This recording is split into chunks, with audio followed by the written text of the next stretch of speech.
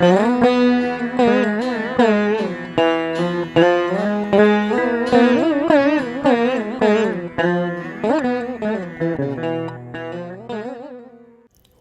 ஸ்ரீ கால பைரவரே போற்றி போற்றி. காலத்தினை காக்கும் கால பைரவர் உரைக்கின்றேன். மனிதர்களின் பார்வையில் காலம் என்பது வேறு, கால பைரவராகிய எமது பார்வையில் காலம் என்பது வேறு. காலத்தின் ஒடுக்கம் என்பது இயங்கிடும் தன்மையினில் உருவாகும் மாற்றங்களையே குறிக்கின்றது. ஆதி சக்தியின் ஒடுக்கம் நிகழ்ந்து கொண்டுள்ளது எனில் உயிர்களின் இயங்கும் தன்மையில் ஒடுக்கம் நிகழ்ந்து மாற்றங்கள் உருவாகின்றது என்றே பொருள்படும். இயங்கும் சக்தியே ஒடுங்கினால் இயக்கமானது குன்றும். இயக்கம் ஒன்றே காலத்தை உருவகப்படுத்தும். காலம் என்பது இயக்கத்தினை சார்ந்தது. 60 நாழிகை நேரங்களாக ஒடுங்கிய ஆதிசக்தி எமது கால அங்கங்களிலிருந்து விலகி மற்றுமோர் அங்கமாய் உருக்கொண்டார் எனில் யாமும் ஒடுங்கி மாற்று அங்கமாய் உருமாறுகின்றோம். சக்தியின் ஒடுக்கம் நிகழ்வது நிழல் போன்ற செயலாகும். எமது ஒடுக்கமும் ஓசையின்றி நிகழ்கின்றது. ஆதிசிவன் எனும் பிரம்மாண்ட அணு பிளவுற்றதன் காரணத்தினால் அதனின்று பெருகிய காந்த ஈர்ப்பு விசையானது ஆதிசக்தி எனும் வெப்ப அணுக்களை தம்முள் ஈர்க்கத் துவங்கியது. சக்தியின் பெரும்பான்மையான வெப்ப அணுக்கள் சிவ அணுவாகிய பரம ஈஸ்வரனின் உள் மையத்துள் ஒடுங்கின. உதிக்கின்ற காலத்தில் இது ஓர் தொடர் செயலாகவே மலரும். ஒவ்வொரு மனிதரின் உயிர் அணுவும் ஆதிசக்தியின் அம்சமே எனில் உயிர்கள் யாவும் பிளவுற்றுள்ள சிவ அணுவாகிய ஆன்மாவிற்குள் ஐக்கியமாகும். மனிதர்களின் கால அளவினில் ஏற்றிட்டால் நேற்றைய விடியல் முதல் இன்றைய விடியல் வரையே ஆதிசக்தியின் ஒடுக்கம் நிகழ்கின்றது. ஆயினும் கால பைரவராகிய எமது கணக்கில் பல காலமாக சக்தியின் ஒடுக்கம் நிகழ்ந்து கொண்டுள்ளது. இருப்பினும் மனிதர்களின் அறிவிற்கும் உணர்விற்கும் எட்டும் வகையில் ஆதிசக்தியின் ஆற்றல்கள் 60 நாழிகை நேரத்திலும் புவியினில் பரவியது. இத்தருணமும் பெரும் காந்தச் சுழலின் வாயில்கள் பிளவுற்று திறவு கொண்ட நிலையில் சக்தி அணுக்களின் ஒடுக்கம் உள் ஈர்க்கப்படுகின்றன. உள் ஈர்க்கப்படும் சக்தி அணுக்களுக்கு இணையான சிவகாந்த அணுக்கள் உட்பிளவினின்று வெளியேறி வருகின்றன. இதனையே யாம் முழுமையான ஈர்ப்பின் வெளிப்பாடாக கருதிடுவோம்.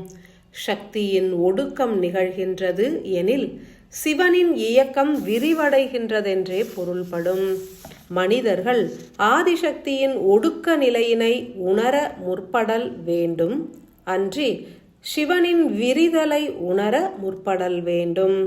காலத்தின் அதிபதியாகிய யாம் அனைத்தினையும் உணர்த்திடவே முற்படுகின்றோம். பூமி கிரகத்தினை வெகுவாக நெருங்கியுள்ள யாம் மகா யாகத்தின் தருணம் பூமியின் ஈர்ப்பு விசை எனும் கயிறு கொண்டு பிணைக்கப்படுவோம். 16 ஆண்டுகள் எமது முழு கவனமும் இயக்கமும் புவியினில் விரிந்து காணப்படும். புவியின் ஈர்ப்பு விசையினுள் கட்டுண்டால் மீள்வது கடினம் என்றே அனைத்து தெய்வங்களும் ஆதிசக்தியின் ஒடுங்கிய வீரியமான சக்தியினை மையமாக கொண்டு இயங்கிடுவோம்.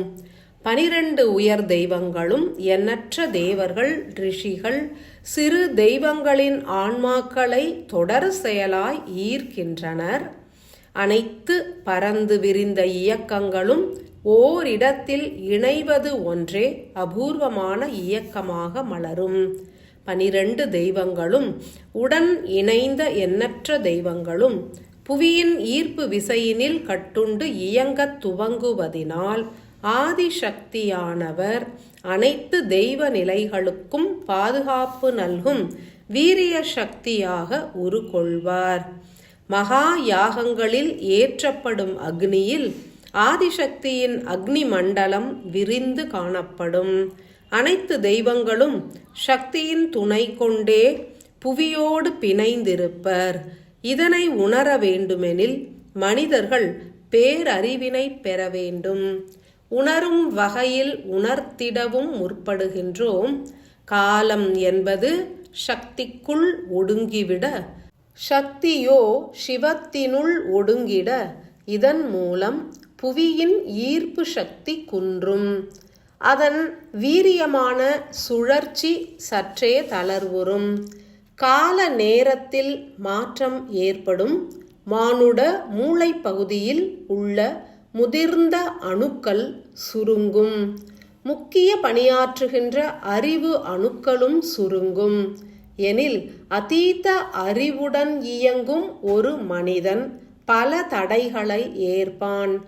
அறிவற்று செயல்புரிபவன் பிரபஞ்ச அறிவினை பெறுவான். எதிர்நோக்கிடாத மாற்றங்களே உருவாகும். மானுட அறிவினை துறப்போர் பிரபஞ்ச அறிவினை ஏற்பர். மானுட அறிவினை பெருக்குபவர்கள் சுயம் இழந்து அறிவு பேதலித்து நின்றிடுவர். அன்பான மானுடர்களே, கால பைரவரின் ஒடுக்கம் என்பது மகா யாகத்தின் மூலம் முழுமையடையும். அதன் பின்னர் யாம் 2ஆம் எச்சரிக்கை மணியோசைதனையும் எழுப்பிடுவோம். இதனை அறிவினில் ஏற்பவர்கள் ஒவ்வொருவரும் தாங்கள் அறிவினால் அறிந்த அனைத்து ஆன்மாக்களுக்கும் உணர்த்திவிடல் வேண்டும். உணர்ந்தவர்கள் பிறருக்கு உணர்த்த முற்படாவிடில் உள் மூளையில் சிக்கல்கள் உண்டாகும். எமது 2வது எச்சரிக்கை மணியோசை என்பது உணர்ந்திட்ட நிலையிலும் பிறருக்கு ஆத்மாவின் விழிப்புணர்வை போதித்திட மறுப்பவர்களுக்கே வழங்கப்படும். பல்வேறு சத்திய நிலைகளும் மாற்றமுறும் காலம் உதித்துள்ளது. அனைவரும் உணர்ந்து பணிந்து சரணாகத நிலையுடன் வாழக் கடவது. அன்பான அருளாசிகள்.